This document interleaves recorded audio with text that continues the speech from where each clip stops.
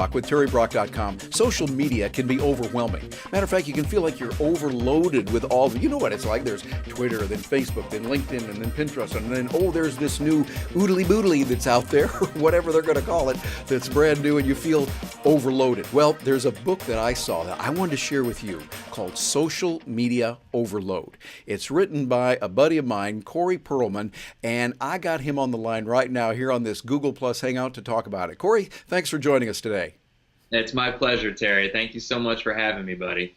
Well, glad to be with you. And also, I have to say, I really appreciated you asking me to be part of it to talk about clout and a chapter in there. So I did that. But this is a book that as I read it, I was just going, wow.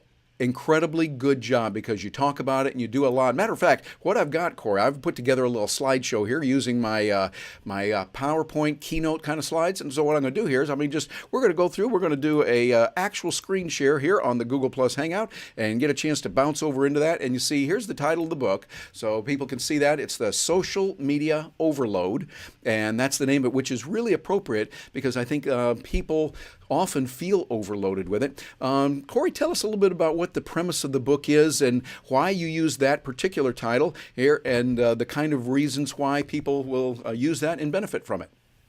Yeah, as you know, Terry, in our industry, they tell you that you need to have a book out every 18 months. And so I wrote my first book in 2009, and this book came out in 2014. So I didn't do a very good job of the every. That's okay. Mark Board actually told me, but I wanted to wait until I had a reason to write something as opposed to just getting something out. And I was at a speaking engagement, and an attendee ran up to me, and he said, right in the middle of the presentation, he said, "Corey, you got to help me get my Twitter feed syndicated to my website." And he was flustered and he was overwhelmed. I could tell in his face. And I said, "Yeah, no problem. I can help you do that. Tell me a little bit more about your business." And he told me that he sells medical supplies to the elderly. And he and I sort of had a moment, we looked at each other. I had this sort of confused look on my face, as did he. And then the light bulbs went off at the same time. And this sort of peacefulness came over his face. And he said, "Wait a second, do I need to be on Twitter?" And I'm like, "I don't think you do. I'm not sure that your customer base is interacting at this stage on Twitter. You may be able to let that go and maybe focus on some more important things, such as your website, maybe LinkedIn, or whatever the case may be." And that's when this book was born. I started this project after that event, and really came across the slogan of, "Don't be a jack of all social media sites, master of none. Instead, focus on a few and excel on those." And that's really what the book's all about. Yeah, excellent. I think you do a great job with that as I look at it and I see what's there. Matter of fact, what I want to do is go through the book a little bit as I read it twice and went through and see what you have in there. I want to share this with those that are watching right now. This is a book you definitely want to look into and get, because it's got some real strong capabilities for you with it. For instance, here we look at one page where I think this was toward the beginning of the book there on page 27. Corey, I want you to comment on this, what you said here. What are you trying to accomplish? Brand awareness, new leads, customer engagement, etc. Consider the following. And these 3 points I think are critical. Number one, what's your content strategy to entertain, inform, or solicit feedback? 2, who will execute your plan? An intern, an outside firm, your team, etc. And number 3, how will you measure results with web traffic, web leads, sales, engagement, etc.? That's a good start, but a good plan should be reviewed and updated on a consistent basis. I think that's very important. And so while we got you here on the line, we want you to kind of elaborate on that, please, and let us know the kinds of things that you mean by that and why that's important. Yeah, Terry, what I do in the beginning of the book is ask companies and business people to pull the car over, if you will. If you have a social media practice that you're already doing, or you're starting to think of one, to pull it over and start to think about, what are we doing? Are we looking to increase our brand? Are we looking to generate leads? And of course, everyone might say, "Well, I'm looking to do it all." Yeah, but we got to prioritize. What are we looking to do first? Are we looking to make a splash out there because we're new? Are we a company that's been in existence for a long time, and maybe we started social media, but then we didn't do anything with it? So we got to figure out where we are. Then we got to figure out where we want to go, and then how we're going to get there. And once we've talked about that, that's the strategy. Then at that point, we start to move in the direction of actually doing the social media work. And in that process, when I work with companies and when I've done this for long enough, we've been able to eliminate some sites altogether. And that's a really fun exercise to do, Terry. You get to decide, hey, I'm not going to do Flickr. Yay! Or I'm not going to do Pinterest. Or I'm not going to do Instagram. Or I'm not going to do this. Or I'm not going to do that. And you get to pull those away. And then you really get to focus on a few and do them well. And then the other part of that overall plan, Terry, that you saw in there is it's not just about social media. Yes. It's also about your digital marketing plan. So if you're not doing websites well, and I know we're going to talk about that, if you're not doing an email marketing piece, if you're not doing blogging, if you're not leading people to your sweet spot, and again, we'll get into some of these in just a moment, but if you're not doing the entire process well, just having a Facebook page isn't going to do anything for you.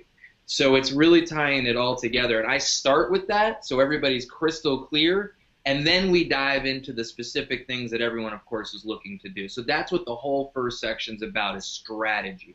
Yeah, I think that's very important because it's not just about do this little technique here on social media and Twitter, do this little thing and here's the little trick and then you'll have bunches of money. No, that doesn't work that way. It's an overall integrated business plan that you have and you discuss all of that. And Terry, let me mention one other thing there too, because I think this is critical. When people think about social media, their first reason they go there is for obvious reasons, which is generating leads. Everybody wants to generate leads, generate leads, generate leads. But to me, that only scratches the surface of what social media can do for your business. And a couple other things I talk about in the beginning of the book are other benefits to doing social media well. Number one is building credibility. People kick your tires online when they learn about you. So this is after you've generated the lead. You still haven't made the sale yet. They're still deciding whether or not they're going to work with you or your competition. So the stuff that you've done online is going to help determine whether or not they're going to work with you or not. So that's one humongous benefit to doing it well. Number two is staying top of mind. So they might have interacted with you in January, but they may not buy from you until October. How are you staying top of mind with them between the months in between?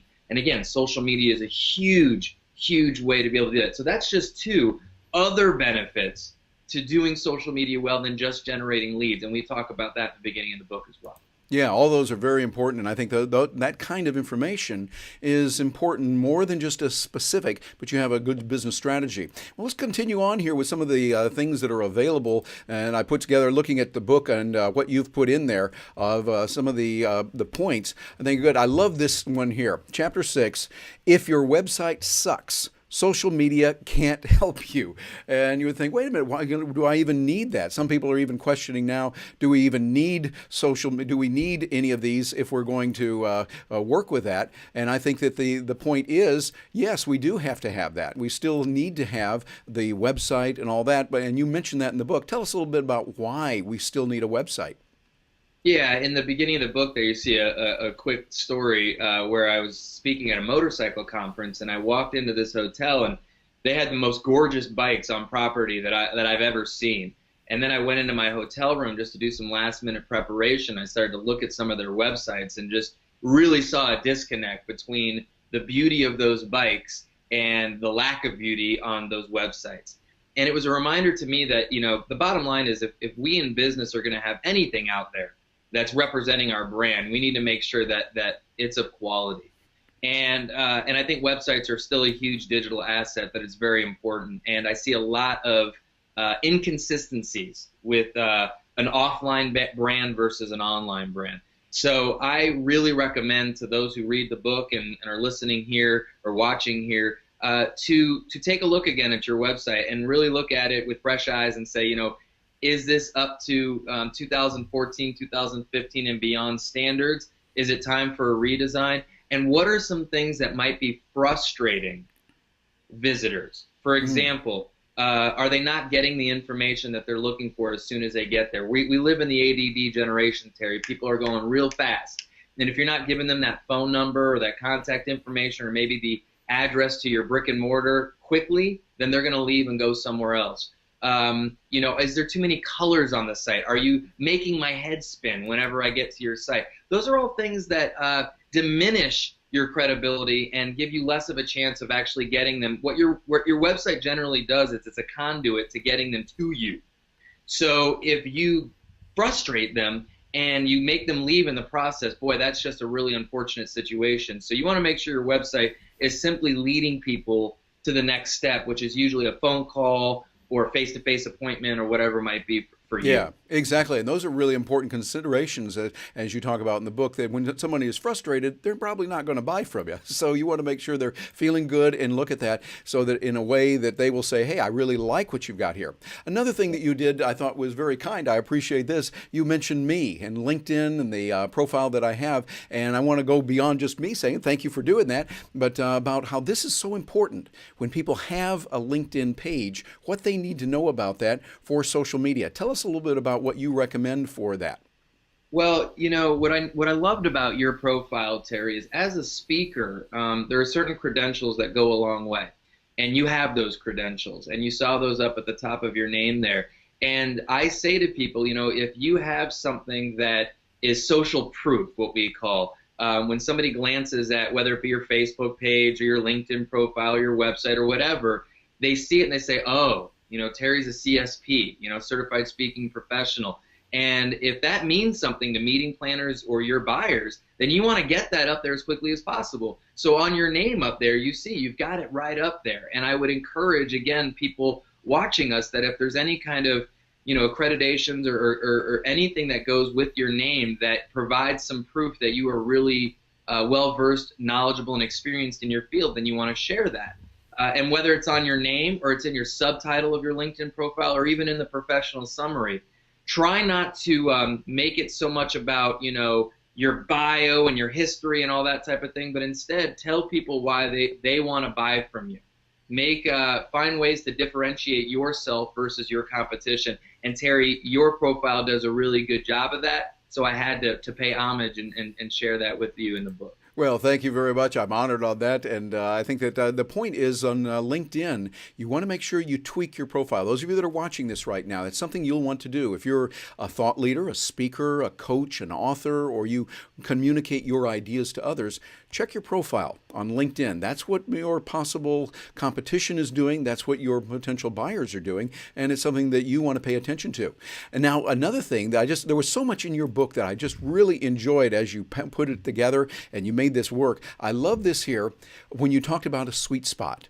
From social media to your sweet spot. You say in here very eloquently that each business has a sweet spot and that's where we need to be. So when we're in that sweet spot, we need to find it. Tell us what you mean by sweet spot, how we find it, and then how we get there.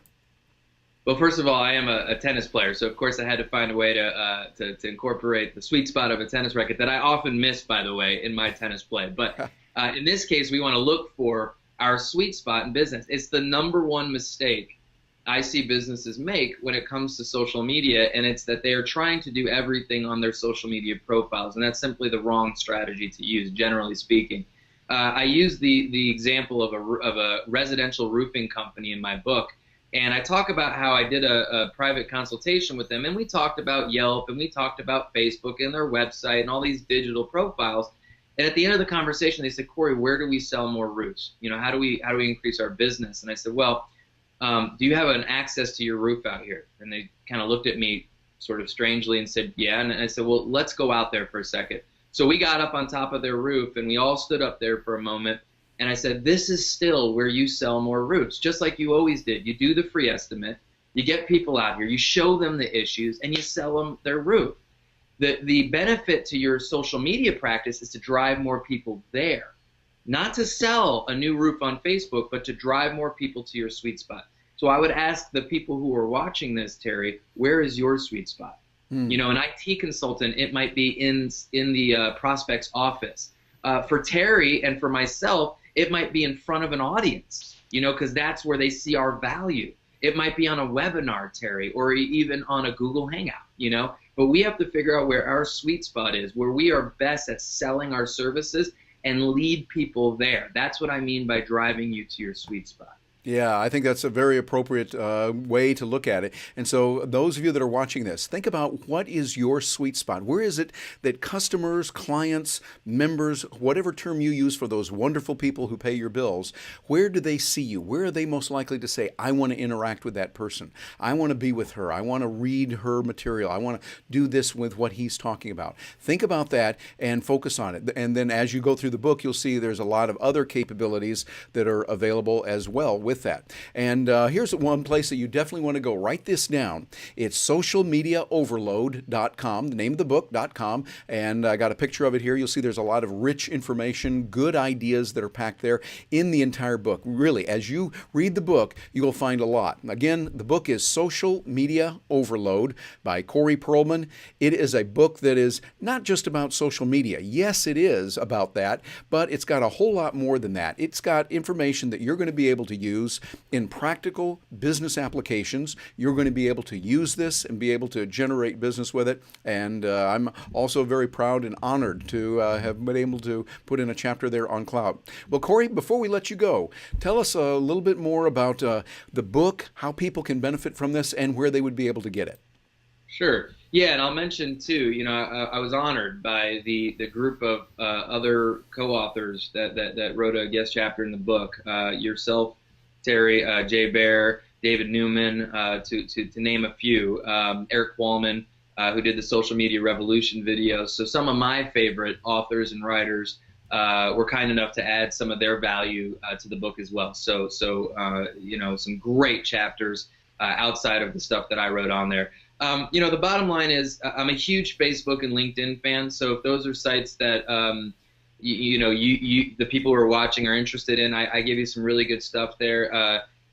What I talk about in building relationships, I use Facebook as a huge strategy to build relationships. I hate saying the word strategy because it's a terrible sounding way of doing it. What I basically do is I build relationships with my customers. Mm-hmm. And if you want to call that a strategy, okay, but I just like being friends with them, and I use Facebook as a tool to do that. And I find that strengthens our relationship. It doesn't substitute offline meetings, don't get me wrong by that, but it certainly adds to it. And I also find that LinkedIn is the greatest sales tool in the world.